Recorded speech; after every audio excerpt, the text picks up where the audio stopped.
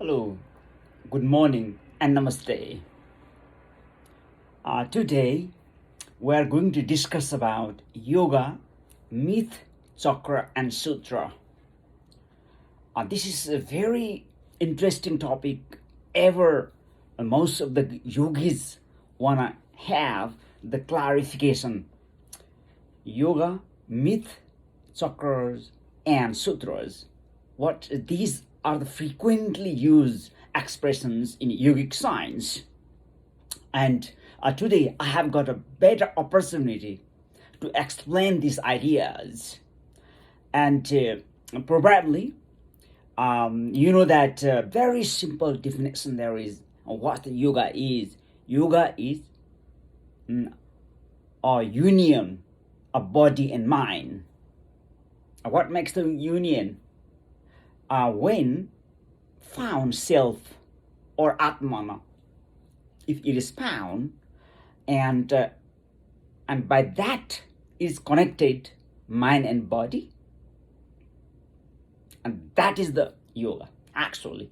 In that part, at that science, how it is, how applied into practical life, if we see and find out, that's the yoga.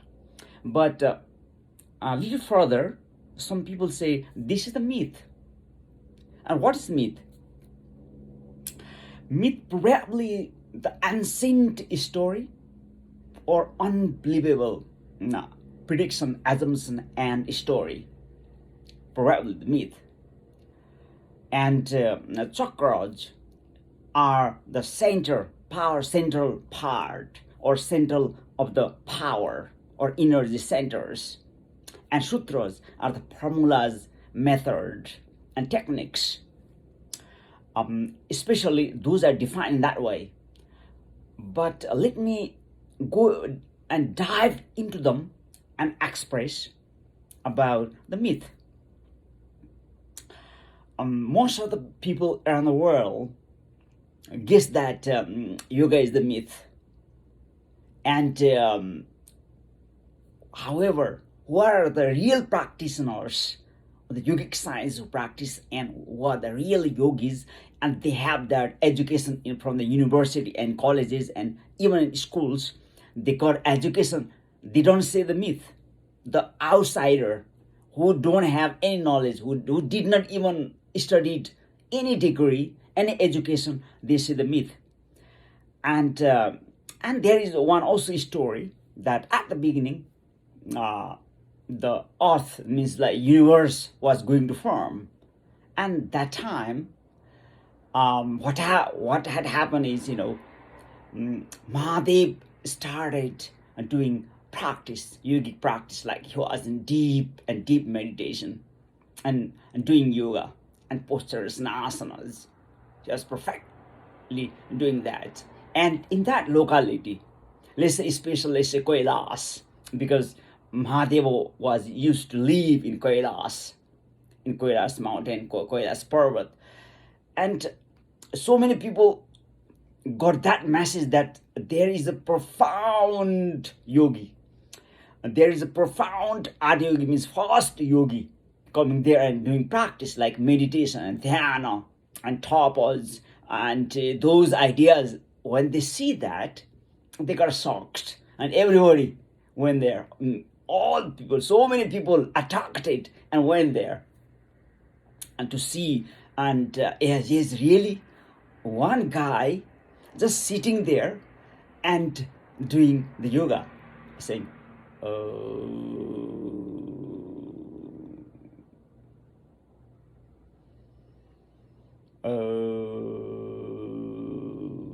perfectly. And then he doesn't want to see anybody. He's not talking anyone. He's not welcoming anyone. He's not offering any tea or coffee. Nothing. Just he's in vast meditation. Is running his journey, his internal journey. Is getting a highest ever level joy, and having that, looking that so many people, when they watch, and they thought that it's a myth. We don't want to live here. This is a yogi, and we don't want to see. And they thought that, and they return. Everywhere they return. only the 7 sages, means 7 rishis, stay there, waiting and waiting and waiting and waiting and waiting and waiting, because Shiva was in a deep and deep meditation, because that's the.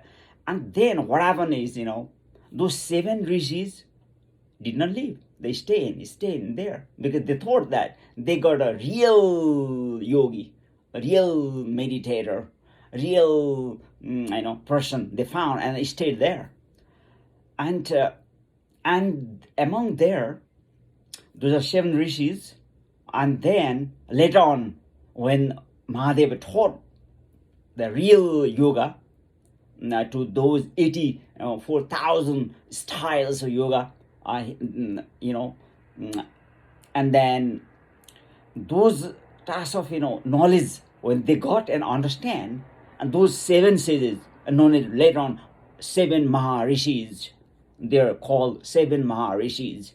Those 7 Maharishis, when they understood and learned the real Tasa Yoga from Adi Yogi Shiva, and then they extend and express that idea around the world.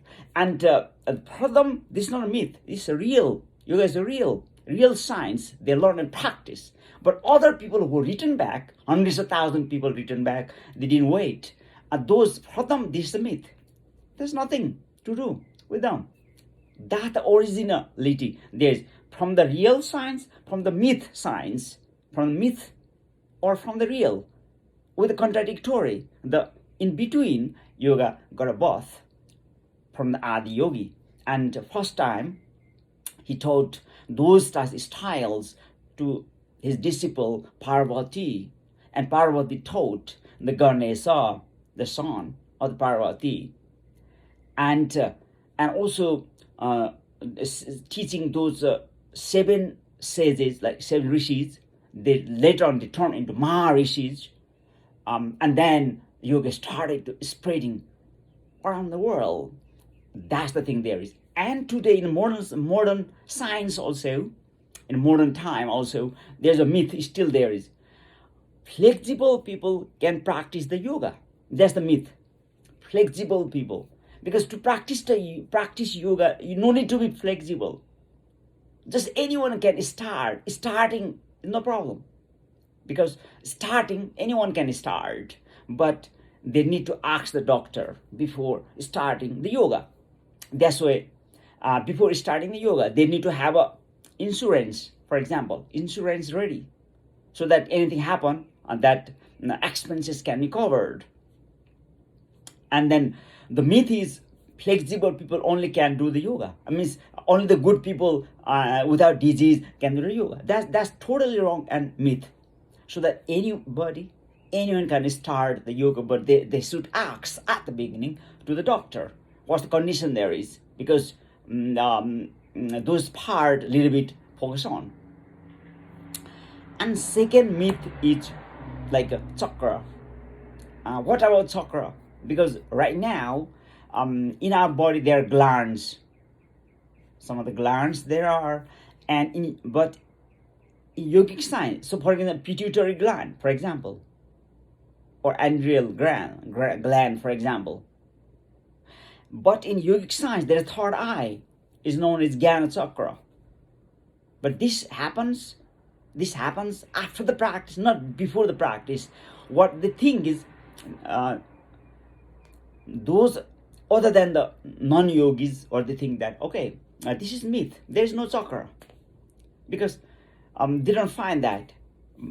And then biologists, in biology, when we study health science, we find and see the glands there are. They produce and control a central part, different centers there are in our body to protect from the virus and bacteria. And immunity systems are like fighting, immunity is reside there, and it happens they go and attack. That are sort of central energy centers there are in our body, in biologically. But that part is different, because that's the biological part, and it is the chakra. Chakra comes after the practice. Lots of practice required. Lots of practice. Like tapas. Is there tapas? Without tapas, cannot be happened. So it needs like a highest level of practice and should go step by step to achieve that one. And then to achieve that, the step are the sutras. Sutras are like Maharishi Patanjali wrote Patanjali Sutra, Yoga Sutra Patanjali. You wrote that. The sutra steps. And in that step, to see the chakra and realize and overcome the myth, there are 8 procedures, 8 paths there are. And then 8 fold and limbs when cross over, and then that comes and believe on that one. Those are at the beginning should have yama practice and niyama, asana. And after asana, there should have pranayama. After pranayama, there should have pratyahara. After pratyahara, there should have like focus, like dharana. After dharana, there is dhyana, like meditation. And after meditation, there is samadhi. And that's the blissful time. That's the enlightening time. And these things can be realized, most of the things. That's the practical. When you go step by step, that can be achievable. So it requires the sutras. Sutra means, sutras are like in Sanskrit, which is sutra, but in English, we don't see the sutra. In English, we say methods, or formulas, or clues, or sequence, or steps, or process, or procedures. That's the English corresponding matter. But actually, in Sanskrit, which is sutra, that's done. Sutra. If there's sutra, then that can give the idea how to go ahead and actually find out the best idea. So in yogic science, most of the concepts are conflicting: myth, chakra, and sutra. What are they? And yes, I said that in yogic science, and yoga unites the universe, unites the body and mind, and also it gives the real ideas, not the myth, but it gives a real idea and practice, and gives the realization. After the poor practice, loss of practice, feeling comes and realization comes for the chakras, and those chakras can be activated and reactivated due to the from programming of sutras one by one, and that can be happen the beautiful life and blissful life and peaceful life and happy life will come. And by saying this much, I'm going to say thank you so much and see you again, and namaste.